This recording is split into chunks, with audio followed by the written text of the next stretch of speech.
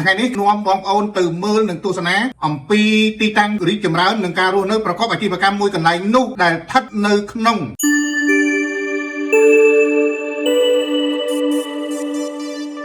ដែលស្ថិតនៅចំចំណុចផ្លូវ30ម៉ែត្រផ្សារដើមកន្លែងដែលស្ថិតនៅក្នុងក្រុងសៀមរាបដែលទីនោះខ្ញុំសម្ដៅលើកយកនៅម្ដុំជុំវិញនៃផ្សារនឹងបាទមានការរីកចម្រើនជាច្រើនហើយក៏មានហេដ្ឋារចនាសម្ព័ន្ធស្អាតស្អំល្អបាទប្រកបដោយបរិយាកាសអ៊ូអរទាំងអ្នកប្រកបអាជីវកម្មទាំងអ្នករស់នៅជារំនៅឋាននៅទីនោះបាទហើយអ្វីដែលខ្ញុំចង់សង្កត់ធ្ងន់នៅក្នុងពេលហ្នឹងគឺទេសភាពរចនាសម្ព័ន្ធដូចជាទឹកភ្លើងបំភ្លឺផ្លូវអីជាដើមបាទហើយផ្លូវ30ម៉ែត្រហ្នឹងក៏មានការរីកចម្រើនជាច្រើនដែលប៉ុន្មានឆ្នាំមុនកន្លងមកនេះគឺពុំសូវមានការរីកចម្រើននៃការលក់ដូរការប្រកបអាជីវកម្មអ្វីទេរីឯ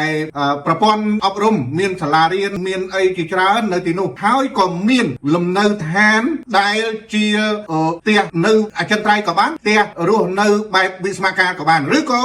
ទិញហើយជួលឲ្យគេទៀតក៏បានដែរបាទអាចសមណាស់មានអាងហែលទឹកមានអីផ្លូវបេតុងវែងចឹងទៅបាទផ្លូវបេតុងបាទកំពុងស្វែងរកផ្ទះលំហែនៅខេត្តសៀមរាបមែនទេ